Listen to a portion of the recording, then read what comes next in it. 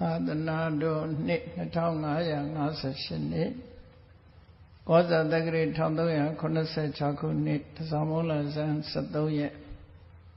2014ခုနှစ်နိုဝင်ဘာလ4ရက်မန္တလေးတိုင်းဒေသကြီးညောင်ဦးမြို့နယ်တဲပြင်တော်ရွာဦးပုပ္ပယုံကျောင်းဝင်းအတွင်ဆင်းကျင်းပပြုလုပ်အပ်သည့်မိဘကျေးဇူးဆအထူးဓမ္မသဘင်ပွဲ၌တဲပြင်တော်ရွာဥထွန်းတော်တိုးဤညီမမမြတ်ကျူခိုင်နှင့်သာသမီမြေတစုတို့အဘဒဒါနဓမ္မဒါနအဖြစ်ဖြင့်ဟောကြားအပ်သောဗုဒ္ဓဘာသာတို့ဤလူနေမှုဘဝအကြောင်းတရားဒေသနာတော်ဒီကနေ့ညဓမ္မသဘင်ခန္ဓာကိုရှင်ဘုန်းတော်သခင်ရှင်တော်မြတ်ဖရာဤမဟာကရုဏာဂုဏ်ကိုအာယုပြုကာတိကျူဖွဲ့ဆိုအပ်သောဝန္ဒနာပနာမအာတိတဂါထာကိုရွတ်ဆိုပူဇော်ခြင်းဖြင့်စတင်ကြရအောင်ယောကပ္ပကောတိဟိပိယပမေယံကာလံကရွန်တော်တိဒုက္ခရာနိခေရံကတောလောကဟိတယနာထောနမောမာကာရုဏိကတတတယောနာထောဝိနိယမြာစွာတတဝါဤချမ်းသာစီးပွားလိုလားတောင်းတဂုံပေါင်းခါသဖြင့်နာထမြညာခြင်းရှင်တော်မြတ်ဖရာသည်ကပ္ပကောတိဟိပိဂရေကဘာအရေးအတွက်သင်္ချာတို့ဖြင့်တော်လဲအဘေမယံရည်အတွက်တိုင်းတာဖော်ပြခြင်းငါမစွမ်းနိုင်ပါသောကာလလေးအသင်ချေသိမ့်နေကဘာရှိကြသောကာလပတ်လုံးလောကဟိတယတတလောကဤအကျိုးစီးပွားအလုံးငါအတိဒုက္ခရဏိဥစ္စာအသက်ချေလက်အင်္ဂါမေတ္တာကြီးမှသမိတာနှင့်တထာဇနီဆွန်ញင်းကြီးဟုကျတိထဘွယ်ငါးသွဲအစုအလွန်ခဲရင်သောမူရောကိုကရွန်တော်ဘုရားဖြစ်ရန်ဤတန်ကြိုးကုတ်အထုတ်တော်မူရသည်ဖြစ်၍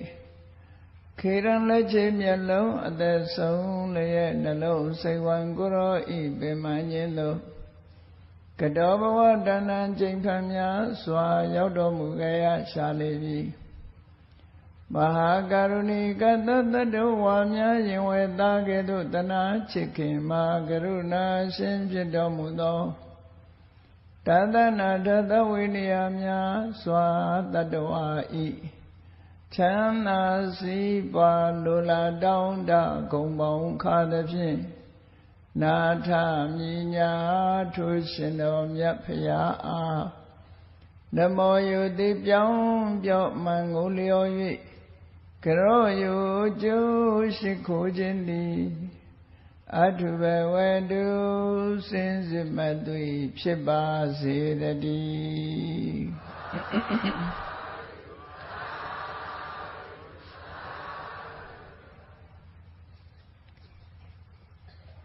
ဗုဒ္ဓဘာသာတို့ဤလူနေမှုဘဝ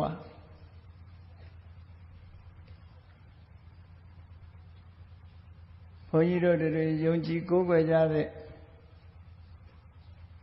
ဘာသာတရား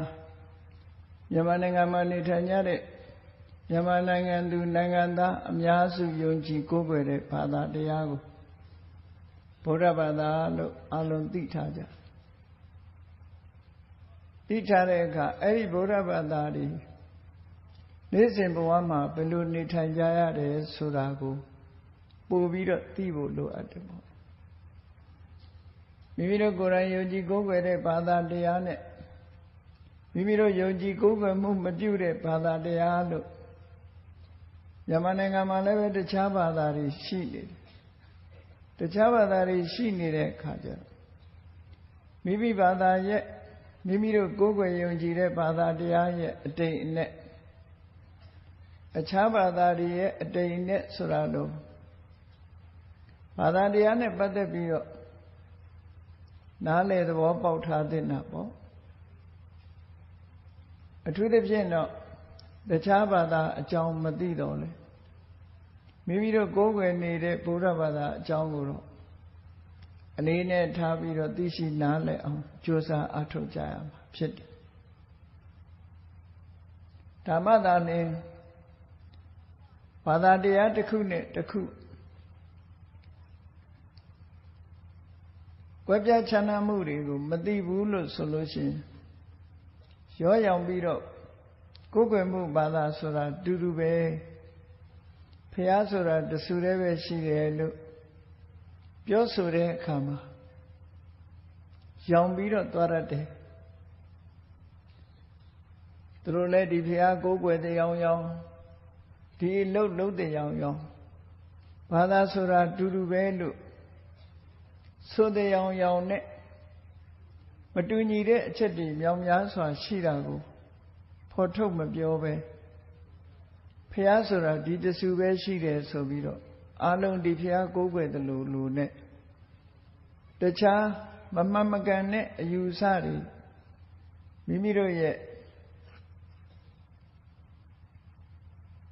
စိတ်နှလုံးထဲမှာရောက်လာမယ်ဆိုရင်မိမိတို့ယုံကြည်ကိုးကွယ်တဲ့ဘာသာတရားရဲ့အတိတ်အနက်ကိုမသိတဲ့ပုဂ္ဂိုလ်တွေဟာနားယောင်ပြီးတော့မှားယွင်းလို့ကိုးကွယ်မှုတွေယိုယွင်းပျက်စီးသွားနိုင်တယ်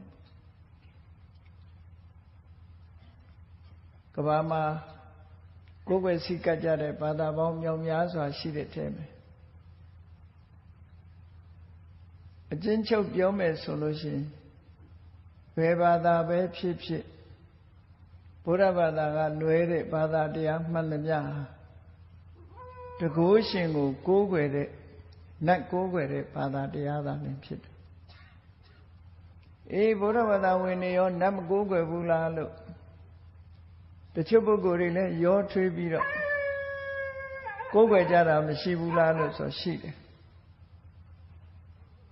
သို့တော့အတိတ်နဲ့ကိုနားလဲသဘောပေါက်ထားဖို့တော့လိုအပ်တာပေါ့နော်တိတ်နဲ့ကိုနားလဲသဘောပေါက်ထားရမယ်နတ်ကိုးကွယ်တာနဲ့ဖရာတရားတန်ခါကိုးကွယ်တာဘာထူးခြားသလဲတို့တွေဘုရားဘာသာဆိုပြီးတော့ဘုရားကိုကိုးကွယ်နေကြတယ်နတ်ကိုးကွယ်တာတွေနဲ့ဘာထူးလဲလို့ဒါကိုလည်းပဲသိရှိနားလည်ဖို့လိုအပ်တယ်ပေါ့ဘုရားကိုကိုးကွယ်တယ်ဆိုတာဘယ်လိုပဲပုံစံနဲ့ကိုးကွယ်ရနတ်ကိုးကွယ်တာတွေကဘယ်ပုံစံနဲ့ကိုးကွယ်တယ်ဆိုတာကွဲကွဲပြားပြားခြားခြားနာနာသိရှိနားလည်ထားမှကိုးကွယ်မှုတွေဆိုတာတစ်ခုနဲ့တစ်ခုမတူညီပါလားမိမိတို့အကျိုးရှိတဲ့ကိုးကွယ်ရမှုတစ်ခုရွေးချယ်ပြီးတော့ဘဝခရီးမှာရှောင်လန်းကြရမှာနေ့စဉ်ဘဝမှာဘယ်ပုံနေထိုင်ရမယ်ဆိုတာဟာအရေးကြီးဆုံးပဲပေါ့ဘာသာတရားနဲ့ပတ်သက်လာလို့ရှိရင်မှန်ကန်တဲ့နေနည်းကားနဲ့နေထိုင်သွားဖို့ဘဝတစ်ခုမှာဘဝရှင်သန်မှုအတွက်ပြောဆိုမှုတွေလုပ်ကိုင်မှုတွေနေ့စဉ်နဲ့အမျှလုပ်ကိုင်နေကြရတယ်အဲဒီလိုဘဝရှင်သန်မှုအတွက်ပြောဆိုလုပ်ကိုင်နေကြတဲ့အခါမှာမတူညီတာတွေကတော့ဘာတော့ဆိုမိမိပေါ်မှာကောင်းကျိုးချမ်းသာကိုဖြစ်စေတတ်တဲ့အလုပ်တွေသို့မဟုတ်လှုပ်သင့်လှုပ်ထိုက်တဲ့အလုပ်တွေအဲ့ဒါတွေလုပ်မိဖို့အရေးကြီးတယ်မိမိမှာကောင်းကျိုးချမ်းသာကိုမရစေနိုင်တဲ့အပြစ်ကြီးလေးတဲ့မလှုပ်သင့်မလှုပ်ထိုက်တဲ့အလုပ်တွေကိုရှောင်ဖို့အရေးကြီးတယ်ပေါ့အဲ့ဒီရှောင်ခြင်းနဲ့လုပ်ကင်ဆောင်ရွက်ခြင်းဆိုတဲ့ဒီနှစ်ခုကိုကွဲကွဲပြားပြားခွဲခြားပြီးတော့သိဖို့ဟာ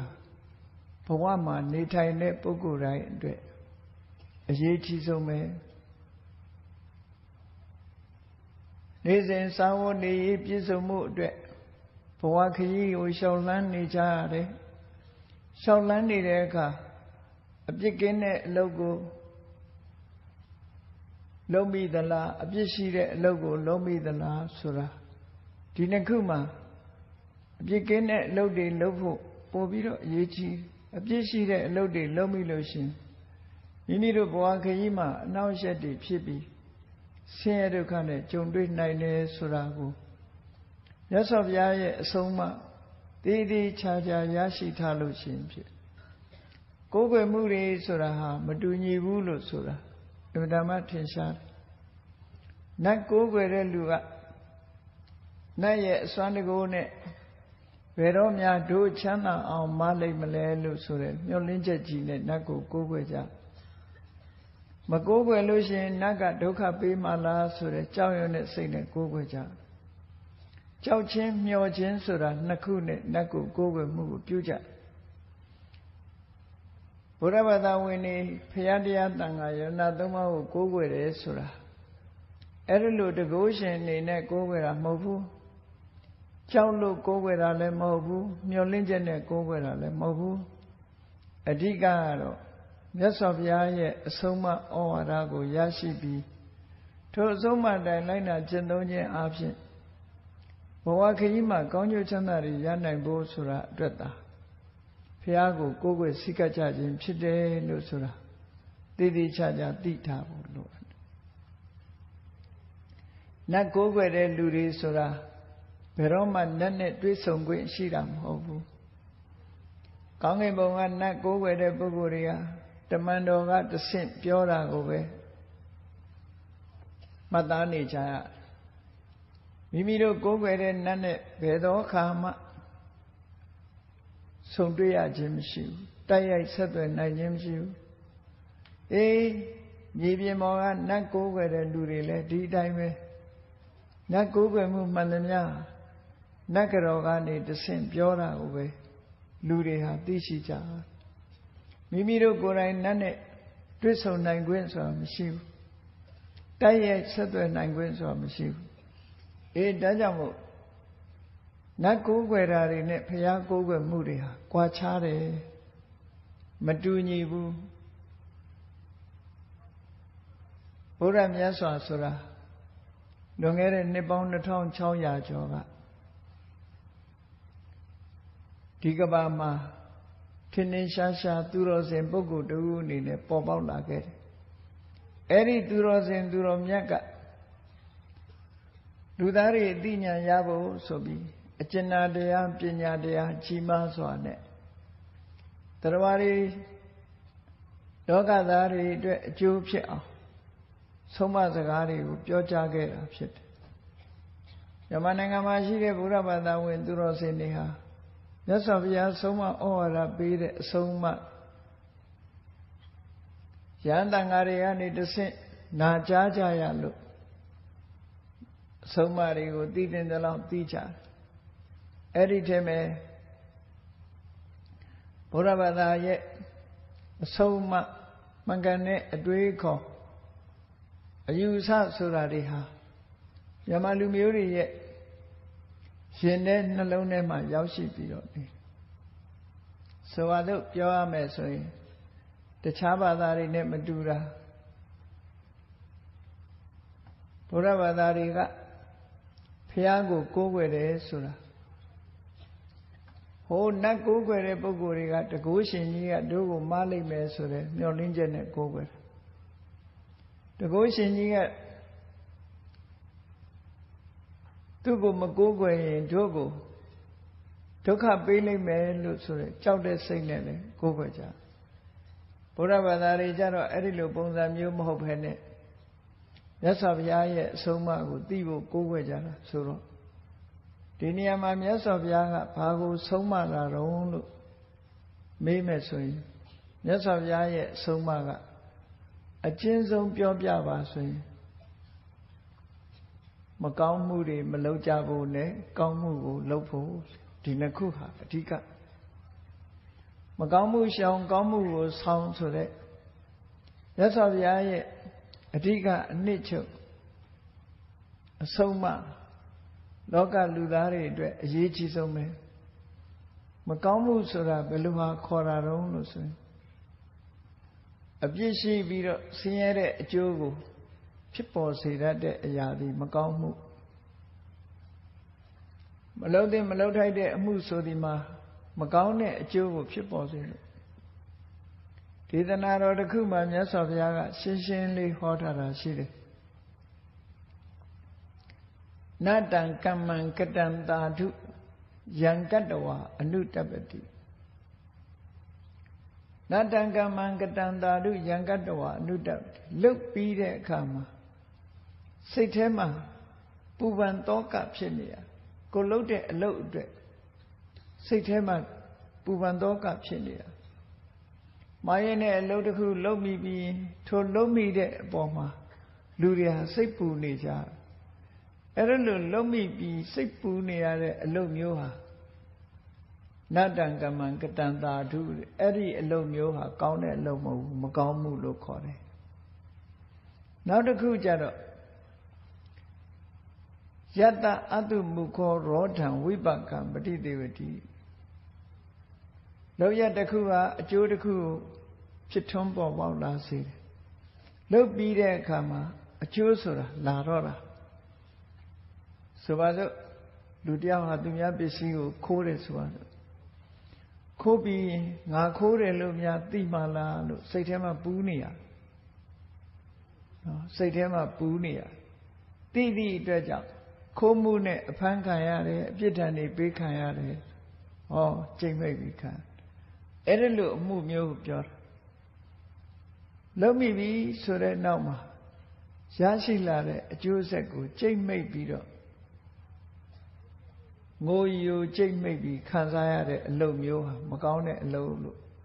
ဒါလူတိုင်းနားလည်အောင်မြတ်စွာဘုရားမကောင်းတဲ့အလုပ်ဆိုတာဒီလိုအလုပ်မျိုးလုံးမိပြီဆိုရင်လည်းစိတ်ပူရတယ်အကျိုးဖြစ်ပေါ်လာလို့ရှိရင်လည်းဒုက္ခရောက်ရတယ်အဲ့ဒီအလုပ်မျိုးဟာမကောင်းတဲ့အလုပ်ဒီအလုပ်မျိုးကိုမလုပ်မိစေဖို့ဟာမြတ်စွာဘုရားရဲ့အဆုံးအမပဲဖြစ်တယ်ဘုရားဘာသာဝင်နေဘုရားကိုကိုးကွယ်တယ်ဆိုတာမလုပ်ရမယ့်အလုပ်ကိုသိဖို့မြတ်စွာဘုရားရဲ့အဆုံးအမရပြီးဘယ်အလုပ်ဟာမလုပ်ရဘူးဆိုတာကိုသိဖို့ဘယ်အလုပ်ဟာမကောင်းတဲ့အလုပ်မကောင်းမှုအကုသိုလ်ဆိုတာကိုသိဖို့ဘုရားကိုကိုးကွယ်စိတ်ကကြအေးမကောင်းတဲ့အလုပ်ကိုရှောင်ရှားလို့နောက်တစ်ဖက်ကကြည့်လိုက်မယ်ဆိုရင်ကောင်းမှုကောင်းတဲ့အလုပ်ဆိုတာဘယ်လိုအလုပ်မျိုးကိုခေါ်တာလဲလူတွေကပြောကြတယ်ကောင်းမှုနဲ့ကောင်းတဲ့အမှုကိစ္စဆိုတာဘယ်လိုဟာခေါ်တာတုံးဆိုတင်စကမ္မံကတံသာဓုယံကတ္တဝနာနုတ္တပတိလုံးမိပြီးလို့ရှိရင်ဘယ်တော့မှစိတ်မပူရဥမာမဲ့ဘုရားရှိခိုးတယ်ဘုရားရှိခိုးပြီးစိတ်ပူရတယ်လို့မရှိဘူးဆွန်းလောင်းတယ်စိတ်ပူရတယ်လို့မရှိဘူးကိုကျင့်သီလစောင့်တည်တယ်ဥပုသ်ဆောင်တယ်ဥပုသ်ဆောင်တဲ့နောက်မှာစိတ်ပူရတယ်ဆိုတာမရှိဘူးကောင်းတာလှုပ်ထားတဲ့ပုဂ္ဂိုလ်တယောက်ဟာမိမိရဲ့လှုပ်ရအတွက်စိတ်ပူရတယ်ဆိုတာတခုမှမဖြစ်စေဘူးကောင်းတဲ့အမှုကကောင်းတဲ့အမှုကအကျိုးပေးပြီဆိုရတော့ယတ္တပတိတောသူမနောဝိပါကံပฏิသေဝတိသူ့ရဲ့အကျိုးခံစားရပြီဆိုတဲ့အခါကျတော့ဝမ်းမြောက်ဝမ်းသာကျေနပ်အားရစွာအကျိုးကိုရရှိတယ်ဒီလိုဆိုတာပေါ့အဲ့ဒါကောင်းမှုအဲ့တော့ကောင်းမှုနဲ့မကောင်းမှုဆိုတာကွဲကွဲပြားပြားမှတ်သားဖို့ဒါအရေးကြီးတယ်ဘုရားဘာသာလို့ဆိုတာမြတ်စွာဘုရားရဲ့အဆုံးအမခံယူပြီးတော့ဘုရားအဆုံးအမတိုင်းလိုက်နာနေထိုင်တဲ့ပုဂ္ဂိုလ်မျိုးကိုဘုရားဘာသာလို့ခေါ်တာကိုအဲ့တော့မြတ်စွာဘုရားရဲ့အဆုံးအမအနှစ်ချုပ်ကဒါပဲမကောင်းတဲ့အမှုကိုမလုပ်မိဖို့ကောင်းတဲ့အမှုတွေလုပ်မိဖို့ဒီနှစ်ခုဟာမြတ်စွာဘုရားရဲ့အဆုံးအမတွေမှာအနှစ်ချုပ်ပဲဖြစ်တယ်ဘုရားဘာသာဖြစ်သည့်အတွက်ကြောင့်လုံးတဲ့အလုပ်ကောင်းတဲ့အလုပ်နဲ့မကောင်းတဲ့အလုပ်ဒီနှစ်ခုကိုကွဲကွဲပြားပြားသိခြင်းမကောင်းတဲ့အလုပ်ကိုရှောင်ခြင်းကောင်းတဲ့အလုပ်ကိုလှုပ်ဆောင်ခြင်းဟာဘုရားဘာသာတို့ရဲ့လူနေမှုဘဝမှာအရေးကြီးတဲ့အချက်တစ်ခုဖြစ်တယ်လို့ဒီလိုဆိုရနောက်ပြီးတော့မြတ်စွာဘုရားရဲ့အဆုံးအမရဘဝတစ်ခုဟာအကြောင်းမဲ့ရလာတာမဟုတ်ဘူးဘဝဆိုတာ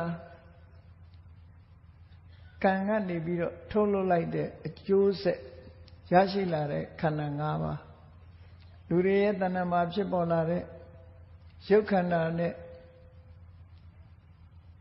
နာမ်ခန္ဓာဒီခန္ဓာအလုံး ရုပ်ခန္ဓာတစ်ပါးနဲ့နာမ်ခန္ဓာ၄ပါးပေါင်းလိုက်တော့ခန္ဓာ၅ပါးအဲ့ဒီခန္ဓာ၅ပါးရဲ့ဖြစ်ပေါ်လာမှုဘဝလို့ခေါ်တာအဲ့တော့ဘဝလို့ဆိုတာတွေကိုကြည့်ကြည့်လိုက်ဘုရားရဲ့အဆုံးအမတရားတော်တွေထဲမှာကြည့်ခန္ဓာ၅ပါးရပြီးထိုရလာတဲ့ခန္ဓာ၅ပါးပေါ်မှာဆင်းရဲဒုက္ခနဲ့အမြဲတမ်းကြုံတွေ့ပြီးတော့ဆင်းရဲဒုက္ခအမြဲတမ်းခံနေရတဲ့ဘဝမျိုးဆိုတာရှိတယ်အကုသိုလ်မှုတွေပြုသည့်အတွက်ကြောင့်ဘဝမှာစင်စစ်မပြတ်ဒုက္ခရောက်နေတဲ့လောကမှာတရားတွေရှိတယ်အဲ့ဒါကိုငရဲလို့ခေါ်တာပဲလူဘဝတုန်းကမလုပ်တဲ့နာတွေကိုလုပ်ပြီးမကောင်းမှုအကုသိုလ်စိတ်တွေနဲ့ဘဝတစ်ခုအဆုံးသတ်သွားတဲ့ပုဂ္ဂိုလ်တရားအဲ့ဒီအကုသိုလ်ရဲ့အကျိုးတရားဆက်အနေနဲ့ဆင်းရဲတဲ့ငရဲဘုံငရဲဘဝရောက်သွားပြီဆိုရင်ကြီးမားတဲ့ဒုက္ခကြီးကိုခံစားတခါတချို့ပုဂ္ဂိုလ်တွေကြတော့ငရဲလောက်မဆိုးပြီမဲ့လို့ခုဘုန်းကြီးတို့တွေမြင်နိုင်တဲ့တိရစ္ဆာန်ဘဝဆိုတာရှိအဲဒီတိရစ္ဆာန်ဘဝရောက်နေတဲ့တရားတွေပဲကြည့်လူတွေရဲ့အစင်တန်းနဲ့အလွန်ကွဲပြားခြားနားပြီသူတို့မှာအိဋ္ဌာကာမအိဋ္ဌာရဲ့စားရာရဲ့ကာမဂုဏ်ခံစားရာရဲ့ဒီသုံးခုကလွဲလို့ဘာမှမသိဘူးအဲဒီလိုအိမ်မဲ့စားမဲ့ဆိုတဲ့နေရာမှာလည်းပဲတရားတိုင်းဟာဝါဝအေးရတာတို့ဝါဝစားရတာတို့ဒီလိုမရှိဘူးအမြဲတမ်းစိုးရိမ်ထိတ်လန့်ကြောက်ရွံ့ပြီးတော့နေရလူတွေနဲ့ရှင်တွဲနေရတဲ့တိရစ္ဆာန်တွေပဲကြည့်တိရစ္ဆာန်တွေရဲ့ဒုက္ခကိုမျက်မြင်ကိုယ်ထွေးနဲ့စဉ်းစားကြည့်လိုက်ကြက်တွေတို့ဝက်တွေတို့နွားတွေတို့ဆိုတာကြည့်ကြည့်နွားတွေဆိုတာဘဝကဖန်တီးထားတဲ့ခန္ဓာကိုယ်ကြီးရထားတော့လူတွေကဘာလုပ်လဲနှစ်ဖားကြိုးထိုးပြီးတော့သူသွားခြင်းနဲ့စီသွားလို့မရအောင်ရုံးဖြတ်လို့မရအောင်လွတ်လပ်ခွင့်မပေးဘဲနဲ့လူတွေခိုင်းတာကိုနှစ်ဖားကြိုးထိုးပြီးခိုင်းတာကိုခံနေရတယ်ကိုယ်ကိုစဉ်းစားကြည့်ငါ့ကိုများနှစ်ဖားကြိုးထိုးပြီးခိုင်းမယ်ဆိုရင်ဘယ်နဲ့နေမလို့အင်တန်မှဆိုးရတဲ့ဘဝတစ်ခုကိုရဝက်တွေကြက်တွေဆိုလို့ရှိရင်လေလူတွေကတပ်ဖြတ်စားတာကိုခံနေကြဘယ်သူမှအကာအကွယ်မပေးဘူးလူတွေရဲ့ညှဉ်းပန်းနှိပ်စက်မှုကိုခံပြီးတော့ဘဝပေးတဲ့ဆင်းရဲဒုက္ခကိုပြေဝခံစားနေကြရှာအဲ့ဒီကိုယ်နဲ့မျက်မြင်တိရစ္ဆာန်တွေရဲ့ဘဝအခြေအနေကိုကြည့်လိုက်ရင်ပဲအကုသိုလ်ကံတွေအကျိုးပေးပြီဆိုရင်ကဲတင်မဲ့လူမရှိနိုင်ဘူးဆိုတာအမှန်တမ်းထင်ရှားဘဝဒုက္ခကိုခံစားနေရကြတယ်ဆိုတာသိတာ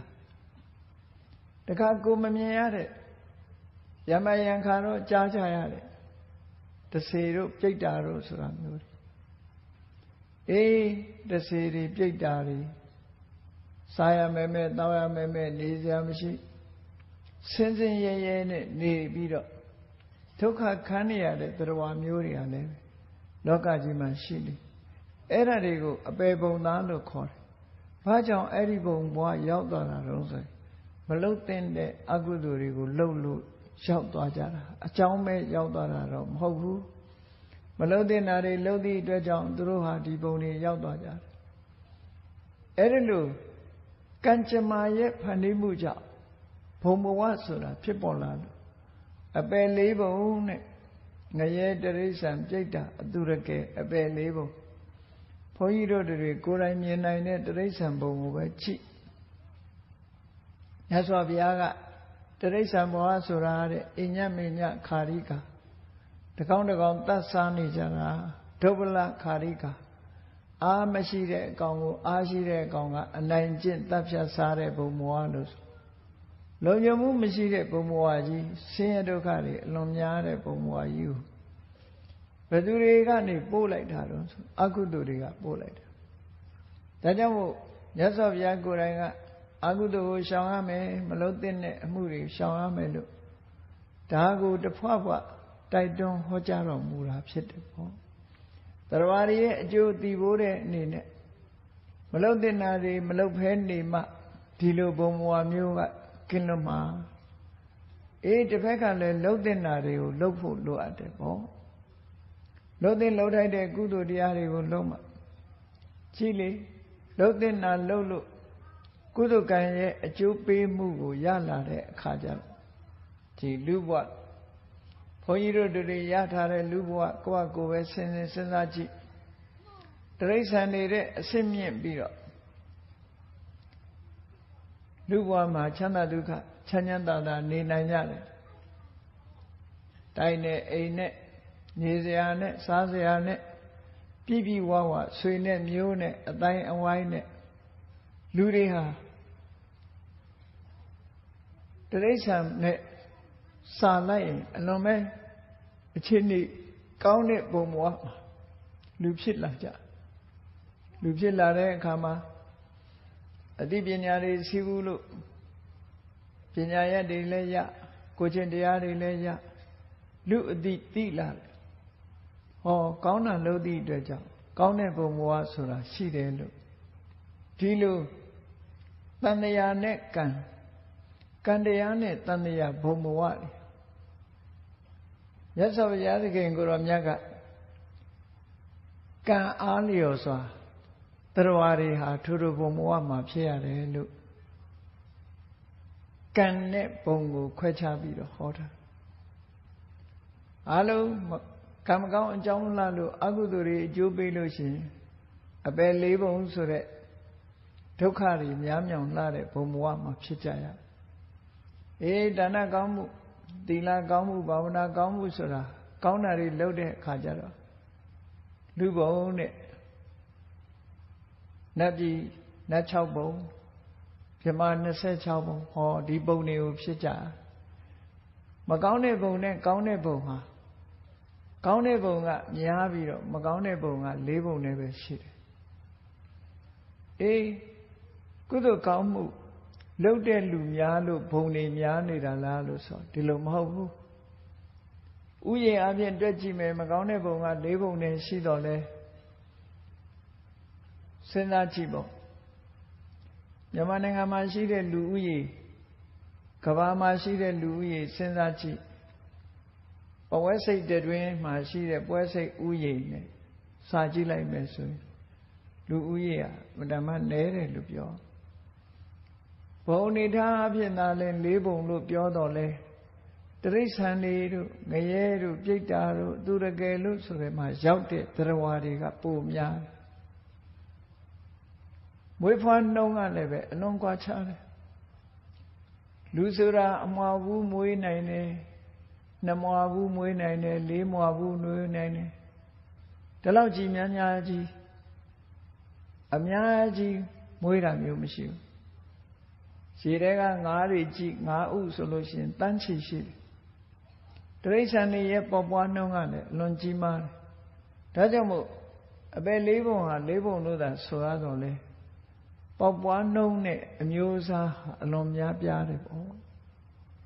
တိရစ္ဆာန်ဥယျာဉ်တွေကအလွန်များတယ်ထို့တူပဲအဝီစိဆိုတဲ့ငရဲအလုံးဘုရားဘာသာဝင်တွေကြားဘူးကြတာပဲအဝီစိဆိုတဲ့အဓိပ္ပာယ်ကအဝီစိဆိုတာဝီစိဆိုတာတရားတွေဟာပြည့်ညတ်နေသည့်အတွက်ကြောင့်တရားတဦးနဲ့တဦးကြားမှာအကြားအလတ်မရှိအောင်ဘာနဲ့ဥပမာတူလို့ဆိုရင်ပဲတောင်းထဲမှာပဲစီတွေဆန်တောင်းထဲမှာဆန်စီတွေထည့်ထားတယ်လို့ပူကတ်နေလောက်အောင်အဲ့ဒါလောက်ထိအောင်ငရဲမှာများတယ်ဒါကြောင့်မို့အဝီစိဆိုတာအကြားလက်မရှိဘူးငရဲမှာဖြစ်တဲ့တရားတွေရဲ့အကြားလက်ဟာမရှိဘူးလူပြေမှာရှိတဲ့တရားလူတွေရဲ့ကြားဆိုတာမြို့တွေဆိုတာကျိုးတို့ကျဲတယ်ရွာလေးတွေဆိုတာကျိုးတို့ကျဲတယ်မြေကွက်လက်တွေအများကြီးအဝီစိဆိုတဲ့ငရဲဘုံမှာကြတော့အဲ့ဒီလိုကွက်လက်ဆိုတာမရှိတော့အောင်ပြည့်ညတ်နေတယ်လို့ဒီအဓိပ္ပာယ်နဲ့အဝီစိလို့ခေါ်တာ နောက်အဓိပ္ပာယ်တစ်ခုကတော့ဆင်းရဲဒုက္ခတွေသက်သာတဲ့အချိန်ဆိုတာမရှိဘူးအမြဲတမ်းဒုက္ခရောက်နေတယ်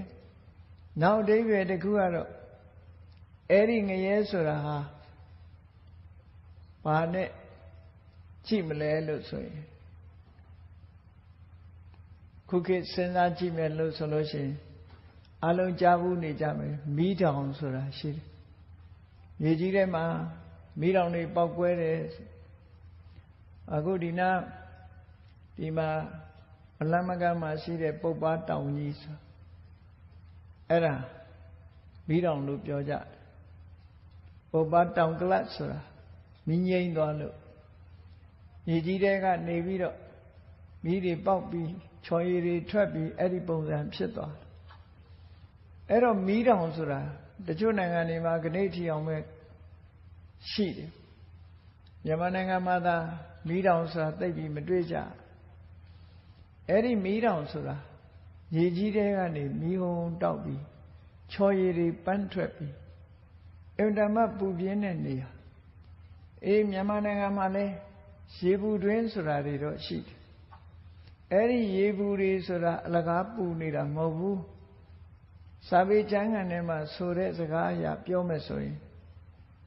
ခုနကမီးတောင်နှစ်ခုကြားသို့မဟုတ်မီးတောင်ကိုပဲငရဲလို့ခေါ်မယ်ဆိုရင်ငရဲအိုးနှစ်ခုကြားကနေပြီးစီးလာတဲ့ရေတွေဟာပူသွားလို့ရေဘူးဆန်းဖြစ်တာလို့ဒီလိုဆိုနိုင်အဲ့တော့မီးတောင်တွေဟာငရဲလို့ပြောမယ်ဆိုလို့ရှိရင်မီးတောင်တွေဖြစ်တဲ့သရဝါတွေစဉ်းစားကြည့်ပေါ့ဘလောက်ပူနေကြမယ်ဆိုတာစဉ်းစားကြည့်သို့တော့သူတို့ဟာဘာကြောင့်မသေးတယ်လဲလို့ဆိုလို့ရှိရင်ကံကြမ္မာရဲ့ဖန်တီးမှုကြောင့်အပူပဲခံပြီးတော့မသေးဘူး။တာမန်လူတယောက်မီးတောင်ထဲကျသွားရင်သေမှာပဲ။သို့တော့မီးတောင်ထဲမှာမွေးတဲ့ငရဲသားတယောက်ကတော့မသေးဘူး။ဒုက္ခပဲခံနေရမယ်။ပူလောင်မှုဒုက္ခကိုခံနေရတယ်။ဒါကြောင့်မို့ဆင်းရဲဒုက္ခကြုံတဲ့ဘုံဘဝတွေဆိုတာလူတွေမမြင်နိုင်တဲ့နေရာမှာမြောက်များစွာရှိတယ်။အဲ့ဒါလို့ကံနဲ့ဘုံဘဝကိုမြတ်စွာဘုရားဆက်ဟပ်ပြီးတော့မကောင်းတဲ့ကံတွေလုပ်လို့ရှိရင်မကောင်းတဲ့ဘုံဘဝရောက်တယ်ကောင်းတဲ့ကံတွေလုပ်မှကောင်းတဲ့ဘုံဘဝရောက်နိုင်တယ်ဆိုတဲ့အဆုံးအမဟာဘုရားဘာသာရဲ့ထူးခြားတဲ့အဆုံးအမတစ်ခုရှိဒီတဲ့မြင့်မြတ်တဲ့အဆုံးအမတွေမြတ်စွာဘုရားရဲ့တရားတော်တွေထဲမှာရှိသေးတယ်အဲ့တော့ဗုဒ္ဓဘာသာဝင်တွေနေ့စဉ်ဘဝလူနေမှုအနေနဲ့ဘုန်းကြီးတို့တွေအပြစ်ကင်းတဲ့ဘဝမှာနေနိုင်အောင်ကြိုးစားအထောက်ဖို့လိုအခုလို32ဘုံအပယ်4ဘုံလို့ဆိုတဲ့ဆင်းရဲဒုက္ခများလာတဲ့ဒီဘုံဘဝတွေကိုလွတ်ဖို့ကျွတ်ဖို့ဘယ်လိုနေမလဲလူတိုင်းဟာအပယ်ဘုံအကြောင်းကြားလိုက်ရင်ကြောက်လန့်တကြားဖြစ်ကြအဲ့ဒီအပယ်ဘုံကလွတ်တဲ့နည်းမြတ်စွာဘုရားကဘယ်ပုံဆုံးမထားသလဲအပယ်ဘုံကလွတ်ဖို့ဘာအရေးကြီးတာလဲလို့ဆိုတာသိရှိနားလည်ဖို့လိုအပ်တာပေါ့စာဝေနေစဉ်ဘဝမှာရုန်းကန်လှုပ်ရှားရင်မိမိသိဉာဏ်ရှိတဲ့လူသားဘဝဖြစ်နေတဲ့အချိန်မှာအမတ်တမဲ့မနေပဲနဲ့လုံးတင်တာနဲ့မလုံးတင်တာခွဲခြားသိပြီးမလုံးတင်တာကိုရှောင်ကြဖို့လုံးတင်တာကိုလှုပ်ဆောင်မို့လို့ဆိုတာဟာအရေးကြီးတာပေါ့ဒီတဲ့အရေးကြီးတာဘဝမှာဘာရှိအောင်မလဲစဉ်းစားကြည့်နေစဉ်နဲ့အမျှစားစရာလည်းရှိတယ်ဝတ်စရာလည်းရှိတယ်နေစရာလည်းရှိတယ်စားဝတ်နေပြည့်စုံပြီးတော့အသက်ရှင်နိုင်ပြီဆိုတဲ့နောက်မှာဘာအရေးကြီးဆုံးလဲကိုယ့်ကိုပြန်ပြီးတော့တွက်ဖို့ငါဟာတစ်သက်လုံးအခုလိုပဲဘဝမှာနေရမှာလားကိုရှိကသွားတဲ့လူတွေကြည့်ပေါ့ကိုဘိုးဘွားမိဘတွေကြည့်ဒီနေ့ခေတ်မြန်မာနိုင်ငံမှာနော်ကိုရှိကသွားတဲ့ဘိုးဘွားမိဘတွေကြည့်လိုက်မယ်90 80 90ဆိုရင်ဘဝတစ်ခုဆုံးသက်သွားကြပြီငါတို့လည်းအဲ့ဒီလမ်းကိုသွားနေတာဒီနေ့ကျတော့ဘဝတစ်ခုဆုံးသက်မှာ အဲ့ဒီလိုအဆုံးသတ်သွားတဲ့အခါအဆုံးမသတ်ခင်တို့ဘာတွေလုပ်တဲ့မလဲစားစရာကြီးပဲရှားနေမလားနေစရာအတွက်ပဲလုံးမနေမလားဝတ်စရာအတွက်ပဲလုံးမနေမလားနေ့စဉ်နဲ့အများငါတို့ရဲ့စိတ်နေသဘောထားတွေစာဝတ်နေအတွက်လုံးမရင်မိသားစုကိစ္စတွေနဲ့တူဆက်ဆံရေးနဲ့ပတ်သက်ပြီးတော့တွေ့တာတဲ့တန်ရောစဉ်တွေနဲ့မုန်းတီးတဲ့တန်ရောစဉ်တွေနဲ့ဒီလိုပဲနေပြီးဘဝတစ်ခုအဆုံးသတ်သွားကြမှာလားလို့ဆိုတာကိုယ့်အကိုဆင်ញင်သုံးသပ်ကြည့်အကယ်၍သာတွေ့တာမှုတန်ရောစဉ်တွေနဲ့မုန်းတီးမှုဆိုတဲ့ပဋိက္ခတန်ရောစဉ်တွေနဲ့အဆုံးသတ်သွားမယ်ဆိုရင်တွေ့တာမှုတွေလွန်ကဲလို့ရှိရင်ပြိတ္တာဘဝရောက်သွားနိုင်တယ်မုန်းတီးမှုတွေလွန်ကဲလာလို့ရှိရင်ငရဲဘုံကိုရောက်သွားနိုင်တယ်ရထားတဲ့လူဘဝလေးဟာကောင်းကျိုးချမ်းသာတွေကိုပေးနိုင်တဲ့လူဘုံနတ်ဘုံဆိုတဲ့အဆင့်မျိုးပြန်မရတော့ပဲနဲ့နောက်ဆုံးမှာအောက်တန်းကျလာတဲ့ဆင်းရဲဒုက္ခတွေအလွန်များပြားလာတဲ့ငရဲဘုံတိရစ္ဆာန်ဘုံပြိတ္တာဘုံပြန်ဖြစ်သွားမယ်ဆိုရင်အလွန်ကိုစိုးရိမ်စရာကောင်းတယ်ပေါ့ဘဝဆိုတာသိကြတာမဟုတ်ဘူးတခဏအတွင်းပဲလူတွေဟာတတန်းအလွန်ရှိကြတာမဟုတ်ဘူးအလွန်မရှိကြသည့်အတွက်ကြောင့်နေ့စဉ်စာဝတ်နေရေးဘဝဖူလုံပြီဆိုတဲ့အခါမှာဘာလုပ်တဲ့ငလဲဆိုတာကိုစဉ်းကျင်စဉ်းစားကြည့်အဲ့ဒါကိုမြတ်စွာဘုရားကဆုံးမဩဝါဒပေးတာဂီဟိတုတ်တံဆိုပြီးတော့မြတ်စွာဘုရားကရှင်သာရိပုတ္တရာကိုရှင်းပြအဲ့ဒီရှင်းပြနေတဲ့အချိန်မှာသာဝတိမြို့စေတော်အကြောင်းကြီးကိုဆောင်းလို့လူတန်းနဲ့အနာရဘိန်တထေးနဲ့ဥပဒကာတို့ဟာလည်းမြတ်စွာဘုရားဟောကြားတဲ့တရားဓမ္မကိုနာယူနေကြတယ်ဒီကနေ့တရားချစ်ခင်သူတော်စင်ပြိဿပေါင်းတို့လည်းမြတ်စွာဘုရားအဆုံးအမကိုနာယူကြည့်အခုပြောတဲ့တန်တရားထဲမှာကြောက်စရာကောင်းတဲ့ဘုံတွေဘဝတွေကလွတ်မြောက်ပြီးတော့ကောင်းမြတ်တဲ့ဘုံဘဝရောက်အောင်ထို့တွေဘာတွေလုပ်သင့်တယ်ဆိုတာကိုယ့်ရဲ့လူနေမှုဘဝအတွက်အကျိုးရှိရာရှိကြောင်းမြတ်စွာဘုရားရဲ့အဆုံးအမခေါင်းတွေကိုလိုက်နာကျင့်သုံးဖို့လိုအပ်တယ်ပေါ့ဒီကနေ့လိုက်နာကျင့်သုံးမယ်ဘဝမှာဒီလိုက်နာကျင့်သုံးမှုကိုအကြောင်းပြုပြီးတော့ဖြစ်ပေါ်လာတဲ့ကောင်းကျိုးချမ်းသာတွေမိမိတို့ကိုယ်တိုင်ခံစားကြရမှာဖြစ်တယ်အဲ့ဒီမှာမြတ်စွာဘုရားကအဆုံးအမနှစ်ခုခွဲခြားပြီးတော့ဟောပြတာရှိတယ်နံပါတ်1ကလူဘဝရလာပြီဆိုရင်တန်ဝုဒကမ္မန္တမိမိရဲ့လှုပ်ဆောင်မှုနဲ့ပတ်သက်လာတဲ့အခါမှာ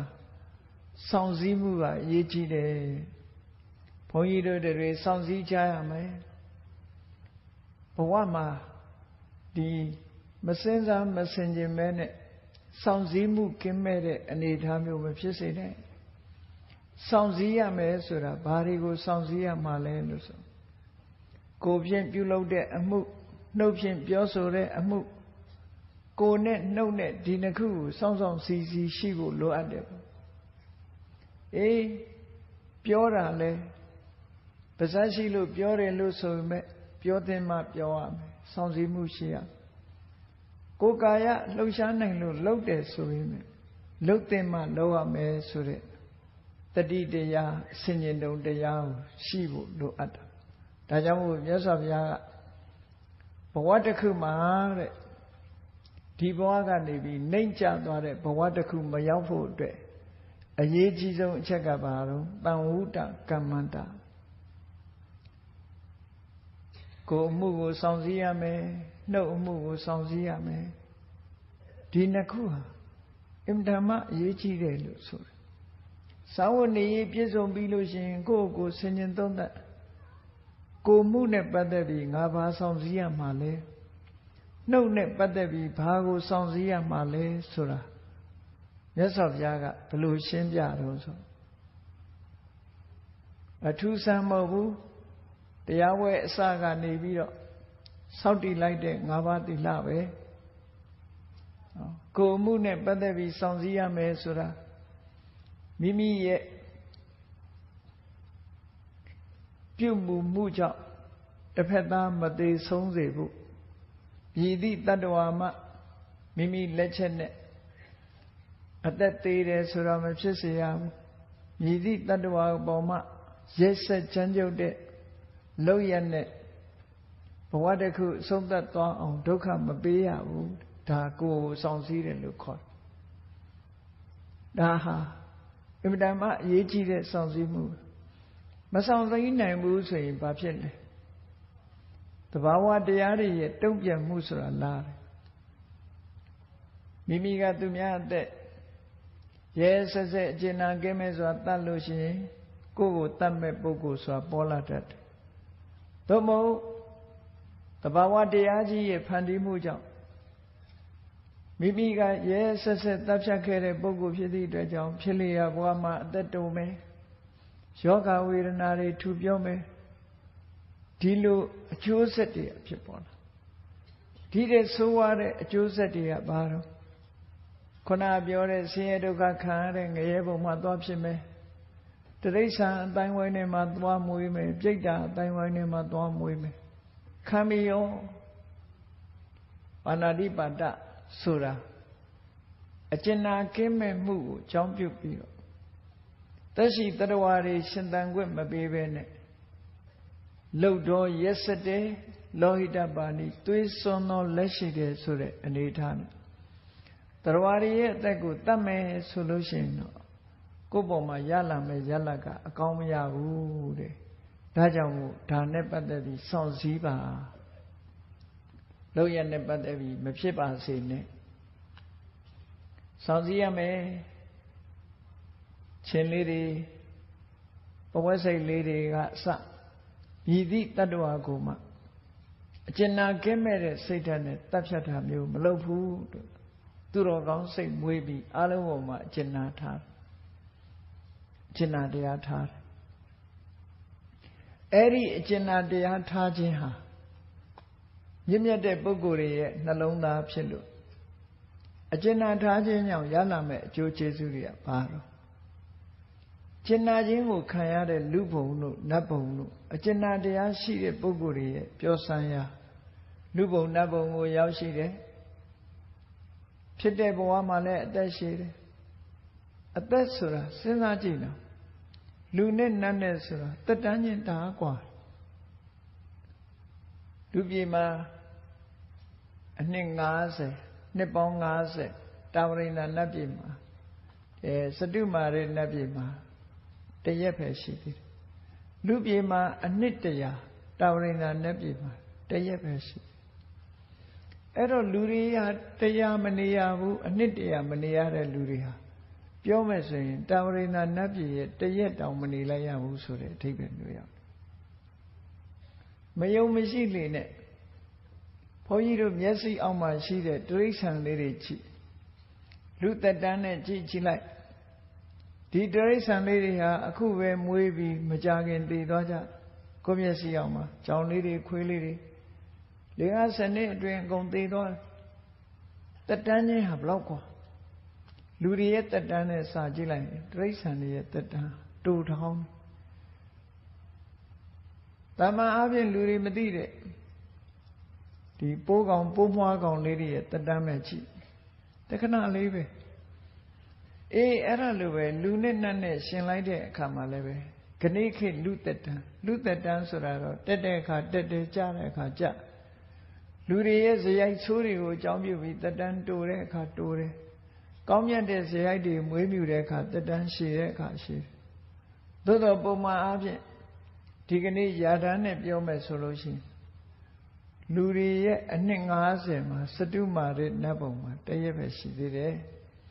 လူတွေရဲ့အနှစ်100တာဝရိန္ဒနတ်ပြည်မှာတရက်ပဲရှိသေးတယ်လူတွေရဲ့အနှစ်200ယာမနတ်ပြည်မှာတရက်ပဲရှိသေးတယ်ဆိုနတ်သက်ကရှည်ချင်တိုင်းရှည်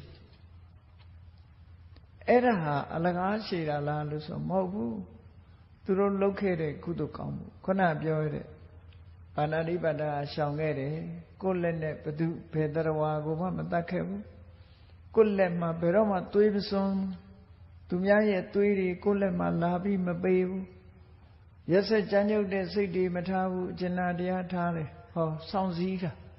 အဲ့ဒီစောင့်စည်းခြင်းရဲ့အကျိုးဟာအလွန်ကြီးမားတယ်ပေါ့ဒီလိုဆိုတာဟောနောက်တစ်ခုစောင့်စည်းရမှာပါတော့သူများပစ္စည်းဥစ္စာကိုလေယူတာညာယူတာခိုးယူတာလူယူတာတိုက်ယူတာစသူများမပေးတဲ့သူများပိုင်ပစ္စည်းကိုမျက်ဝက်ချမ်းစိတ်ကစပြီးတော့မယူဘူးလုံးဝတန်ရှင်းစင်ကြယ်တဲ့စိတ်ဓာတ်နဲ့ဒါသူများပိုင်ပစ္စည်းဆိုရင်လုံးဝရှောင်တယ်မပေးတဲ့ပစ္စည်းကိုဘယ်တော့ခါမှမယူဘူးမိမိဘဝစင်စင်ကြယ်ကြယ်ကိုယ်တိုင်ကြိုးစားလို့ဓမ္မိယလတ္တတရားသဖြင့်ရတယ်ကိုယ်တိုင်ရှားဝေးတယ်လုံလဝိရိယနဲ့ကြိုးစားအထုတ်လာလို့ရလာတယ်ချွေးနဲ့သွေးနဲ့ရင်းပြီးတော့ရလာတဲ့ပစ္စည်းမျိုးကိုသာတမိုးထားတယ်ဟောသူများပစ္စည်းယူခြင်းမှရှောင်ကျင်တယ်ဆိုတဲ့ကုသိုလ်တရား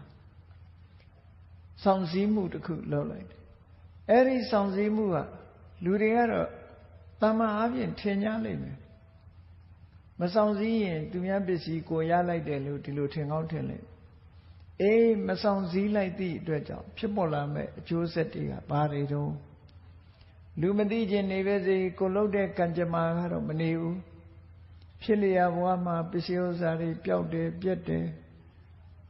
မိလောင်တဲ့ထဲပါတယ်ရေမျောတဲ့ထဲပါတယ်စုဆောင်းထားတဲ့ပစ္စည်းတွေကိုယ်တဏ္ဍာမှာမမြဲဘူးနောက်ဆုံးမှာကုန်းကောက်เสียမရှိတော့အောင်အလိုလျောက်ပစ္စည်းဥစ္စာတွေဟာယောပါပြီးတော့မွဲသွားတတ်တယ်ဒီလိုဖြစ်တာအဲ့တော့ဆင်းရဲဒုက္ခတွေကိုဖြစ်ပေါ်စေတာဒါကြောင့်မို့လို့သူများပစ္စည်းကိုမတရားယူခြင်းမှရှောင်ကျဉ်မှုစောင့်စည်းမှုဟာအရေးကြီးတဲ့စောင့်စည်းမှုတစ်ခုဖြစ်တယ်အဲ့ဒါလို့စောင့်စည်းပြီးဆိုရင်ကိုယ်ပစ္စည်းကိုမပေးရင်ဘယ်သူမှမယူနိုင်ဘူးရေမျောတဲ့ထဲလည်းမပါဘူးမီးလောင်တဲ့ထဲလည်းမပါဘူးအသိမ်းခံရတဲ့ထဲလည်းမပါဘူးကိုယ်ပစ္စည်းဟာကိုယ်တဏ္ဍာမှာမြဲလာသူများပစ္စည်းကိုကိုယ်ကမဖြည့်ဆည်းသည့်အတွက်ကြောင့်ကိုယ်ပစ္စည်းကိုဖြည့်ဆည်းမဲ့ပုဂ္ဂိုလ်မရှိဘူးပိုင်ဆိုင်မှုတွေဟာများပြားလာတယ်အဲ့ဒါလို့အကျိုးကျေးဇူးတွေကိုရယုံများမကစောင့်စည်းလိုက်တဲ့ဖြင့်လူဘဝရရင်လည်းချမ်းသာကြွယ်ဝတဲ့လူဖြစ်တယ်နတ်ဘဝရောက်တဲ့အခါလဲနတ်စည်းစိမ်နဲ့တကိုးကြီးတဲ့နတ်မျိုးဖြစ်တယ်ဆိုဟောတာစောင့်စည်းမှုမြတ်စွာဘုရားကဒီဘဝမှာလဲကောင်းကျိုးချမ်းသာရနောက်ဘဝမှာလဲကောင်းကျိုးချမ်းသာရစေနိုင်တဲ့ဤစနစ်တွေကိုဒီလိုဟောတာတန်ဝုဒ္ဒကမ္မန္တာစောင့်စည်းမှုရှိရမယ်လို့ဒီလိုဆိုတာနောက်တစ်ခုစောင့်စည်းမှုကဘာလဲလို့ဆိုရင်လောကထုံတန်းစင်လာအရာထိမ်းမြန်းလက်ထပ်ပြီးမိဘတွေသဘောတူထားတဲ့ပုဂ္ဂိုလ်မှတပါးကာမကိစ္စမှာမှားယွင်းမလုပ်ဘူးရှောင်ကျင်တယ်စောင့်စည်းတယ်လူသိက္ခာလူကျင့်ဝတ်နဲ့အညီနေထိုင်တယ်ဟောလူသိက္ခာလူကျင့်ဝတ်ဒါတွေနဲ့ပတ်သက်ပြီးစောင့်စည်းတယ်မစောင့်စည်းရင်ဘာဖြစ်လဲဖြစ်လျာဘဝမှာအောက်တန်းကြားတဲ့ဘဝဖြစ်တယ်လူစင်မမီတဲ့ပုဂ္ဂိုလ်ဖြစ်တယ်ယောက်ျားဖြစ်လဲလူစင်မမီဘူးအမျိုးသမီးဖြစ်လဲလူစင်မမီဘူးလူစင်မမီယုံနေမကဘူးလောကမှာလူတကာရဲ့အမြင်ကပ်ခံရတဲ့ပုဂ္ဂိုလ်မျိုးဖြစ်တယ်နောက်ဆုံးမှာဒီအကုသိုလ်တွေလှုပ်တဲ့ပုဂ္ဂိုလ်ဟာဘယ်လိုငရဲမျိုးမှသွားခံရတော့လို့ဆိုတော့မစင်နေအပြည့်ထည့်ထားတဲ့ဘင်ဘုတ်ငရဲတဲ့အဲ့ဒီမစင်တွင်ထဲမှာအသက်ရှင်ရတဲ့ငရဲသားမျိုးသွားဖြစ်ရတယ်မစင်နေထဲမှာငုတ်လျိုးပြီးတော့ဘယ်နေရာမှဒီအညစ်အကြေးကင်းတဲ့နေရာမရှိပဲနဲ့မစင်ပင်ဘုတ်ထဲမှာနစ်မြုပ်ပြီးတော့ခံစားရတဲ့ငရဲမျိုးတွေကိုရောက်တယ်လို့ဒီလိုဆိုအေးစောင့်စောင့်စီးစီးနေပြီဆိုလို့ရှိရင်လူဘဝမှာပြည်ပြည်သားသားရဲရဲရင်ရဲ့အများရဲ့ကြီးညိုလေးစားခံရတဲ့ပုဂ္ဂိုလ်မျိုးလူချစ်လူခင်တဲ့ပုဂ္ဂိုလ်မျိုးဖြစ်တယ်နတ်ပြည်ရောက်လို့ရှိရင်လေဘုန်းတော်ကိုတေဇောကြီးတဲ့ပုဂ္ဂိုလ်မျိုးဖြစ်လာအဲ့ဒီလိုစောင့်စည်းမှုရဲ့အကျိုးတွေကိုမြတ်စွာဘုရားကဒီလိုဟောတာ နောက်တစ်ခုကနှုတ်ကိုစောင့်စည်းတယ်ဆိုတာဘယ်တော့မှလိမ်မပြောဘူးမှန်တာကိုပဲပြောတယ်နှုတ်ကိုစောင့်စည်းတယ်လိမ်ဒီပြောဆိုခြင်းဖြင့်သူတစ်ပါးရဲ့အပြစ်ကိုသူတစ်ပါးရဲ့အကျိုးစီးပွားတွေကိုပျက်စီးသွားအောင်မလုပ်ဘူးသူတစ်ပါးအကျိုးပြတ်အောင်လိမ်လီမှုဟာအလွန်ကြီးမားတဲ့လိမ်လီမှုလို့ခေါ်တယ်အဲ့ဒီလိမ်လီမှုမျိုးကရှောင်ပြီးတော့စောင့်စောင့်စီစီနှုတ်ကိုထိမ့်သိမ့်သိမ့်သိမ့်မှန်တာကိုသာပြောပြီးတော့မဟုတ်တာကိုမပြောတဲ့ပုဂ္ဂိုလ်မျိုးဆိုလို့ရှိရင်စောင့်စည်းမှုကြောင့်လူပြေနတ်ပြေမှာဖြစ်ရတယ်တင်းနောက်တင်းတယ်အနေအထားမျိုးမှာဖြစ်တယ်လူတကာရဲ့ယုံကြည်လေးစားခံရတဲ့ပုဂ္ဂိုလ်ဖြစ်တယ်ဆွဆွဲကဲ့ရဲ့ခြင်းမှာပြစ်တင်ခံရခြင်းမှာမတရားဆွဆွဲခံရခြင်းမှာလွတ်မြောက်ပြီးတော့ဂုဏ်ရှိတရေရှိပုဂ္ဂိုလ်မျိုးဖြစ်တယ်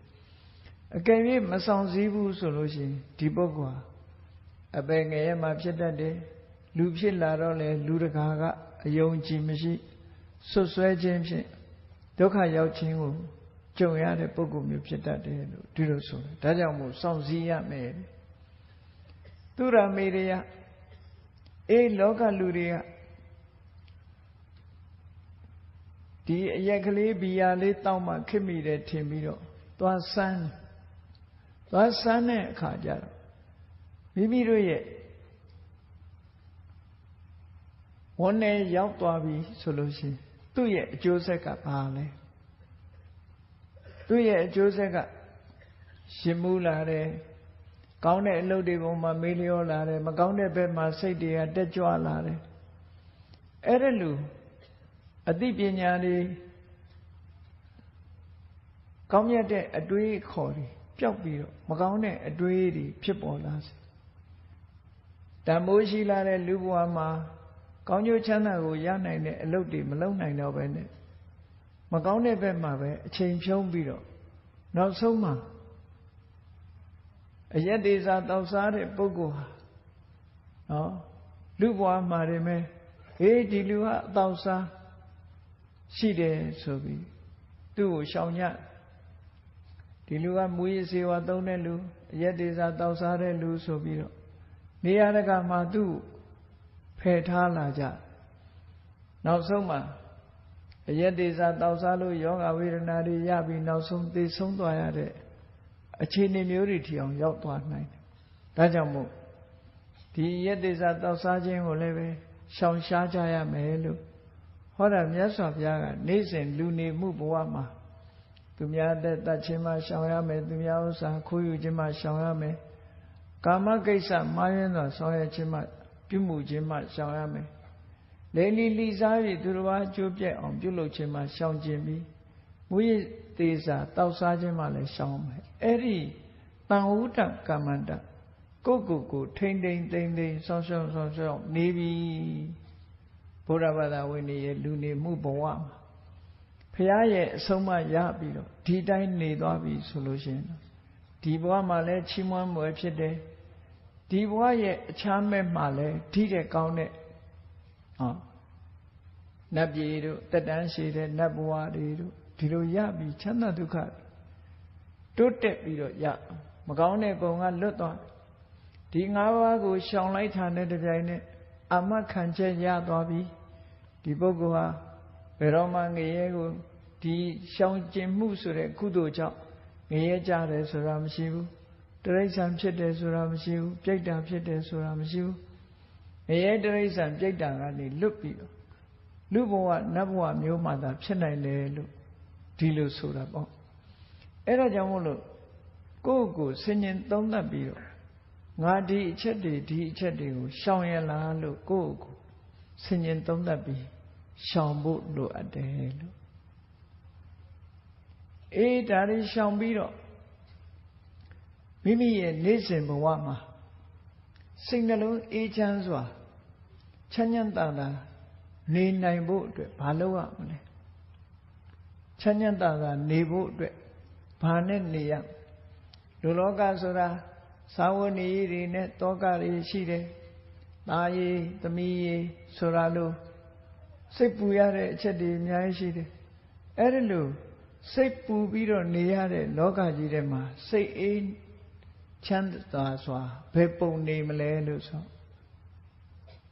မြတ်စွာဘုရားရဲ့ခုံကိုအာယုံပြုပြီးတော့နေမယ်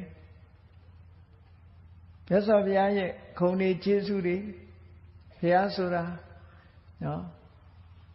မဟုတ်တာဘယ်တော့မှမလုပ်ဘူးစိတ်ကြွယ်ရမှတောင်မကောင်းဘူးမလုပ်ဘူးဆိုတဲ့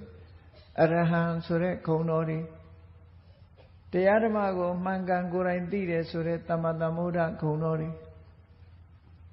အသိဉာဏ်နဲ့အကျင့်စရဏဝိဇ္ဇာစရဏနဲ့ပြည့်စုံတယ်ဆိုတဲ့ခုံတော်တွေဖရာခုံတော်တွေကိုတစ်ခုချင်းတစ်ခုချင်းစဉ်းစားပြီးတော့နေမယ်ဆိုလို့ရှိရင်စိတ်ပူလောင်မှုတွေတည်ငါအားဖြင့်အငြိမ့်သွားကြမှာဖြစ်တယ်။မြတ်စွာဘုရားကိုအာယုံပြုနေမယ်တရားကိုအာယုံပြုနေမယ်တန်ခါကုံကိုအာယုံပြုနေမယ်ဖရာတရားတန်ခါထဲမှာစိတ်ကိုနှစ်မြုပ်ပြီးနေမယ်ဆိုလို့ရှိရင်ခန္ဓာကစောင့်စည်းမှုအပြင်စိတ်အေးနှလုံးအေးချမ်းစွာစိတ်အေးလက်အေးအခုလိုဘဝမှာနေမယ်ဆိုလို့ရှိရင်ဒီဘဝမှာလည်းချမ်းချမ်းသာသာဖြစ်လို့မြတ်စွာဘုရားရဲ့ဂုဏ်ကိုအာရုံပြုနေတဲ့အချိန်မှာတရားဂုဏ်ကိုအာရုံပြုနေတဲ့အချိန်မှာသံဃာဂုဏ်ကိုအာရုံပြုနေတဲ့အချိန်မှာ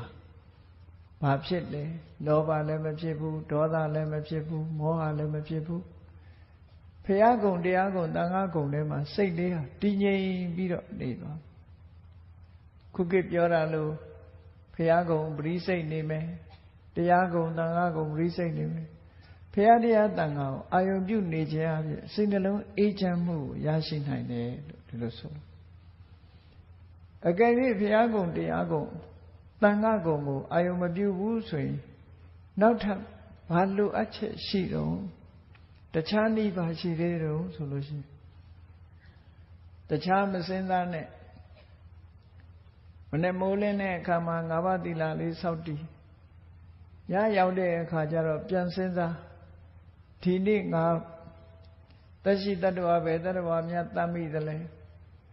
မတတ်မိဘူး၅ပါးသီလပြည့်စုံတယ်ဆိုရင်ကိုယ်သီလလေးကိုတန်မိုးထားပြီးငါဟာဒီကနေ့ယဟနာပုဂ္ဂိုလ်တွေနေနီးကားနဲ့ငါအောင်မြင်နေရပြီဒီကနေ့ဘယ်တတ္တဝါကိုမှငါမတတ်ဘူးအမြဲတမ်းကောင်းရတဲ့အကျင့်တစ်ခုကိုငါပြည့်ပြည့်ဝဝကြီးကျင့်လိုက်ရပြီလို့စိတ်ထဲမှာဝမ်းသာအောင်နှလုံးသွင်းအဲ့ဒါလို့ဝမ်းသာနေမယ်ဆိုလို့ရှိရင်ကြည်နူးတဲ့စိတ်တွေဖြစ်လာမှာထို့တူပဲအဒိဏဒါနသူများပစ္စည်းကိုငါမတရားမယူသူတော်ဘာသားမယားကိုပြစ်မှားတာမရှိဘူးဘယ်သူကိုမှအကျိုးပျက်စီးအောင်လိမ်လီပြောကြတာမရှိဘူးအယက်သေးစားတောက်စားမှုမရှိဘူးငါဒီကနေ့ကျင့်လိုက်ရတဲ့အကျင့်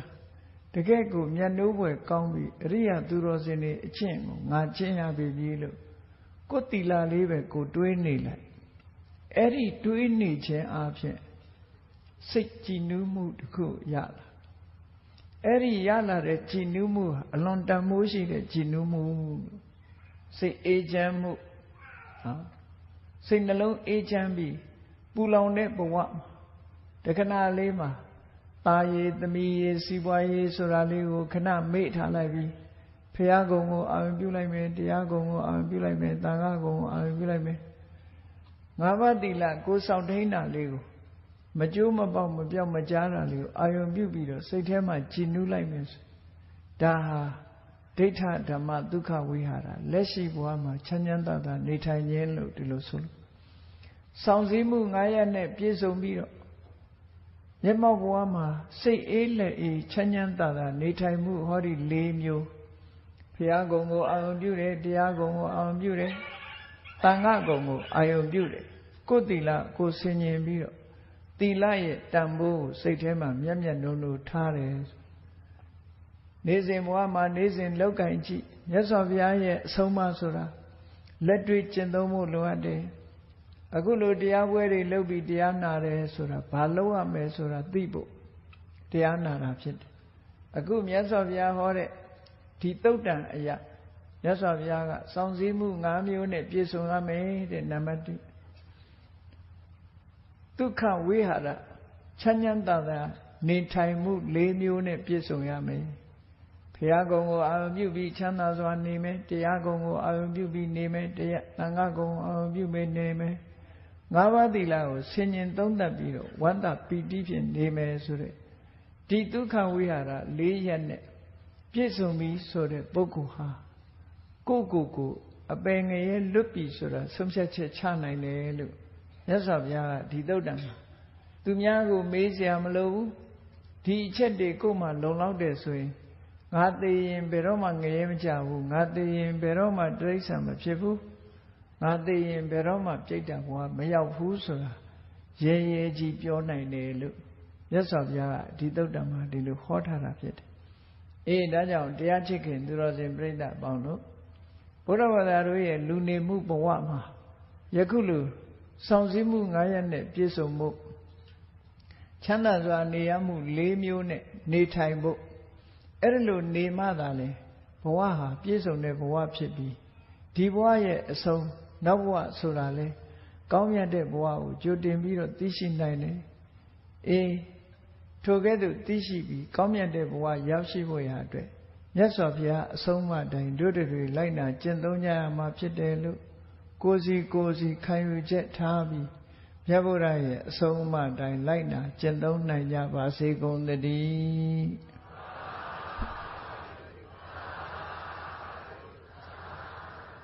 မေတ္တာပို့ရအောင်တတ္တဝါများစွာဘေးရန်ကွာ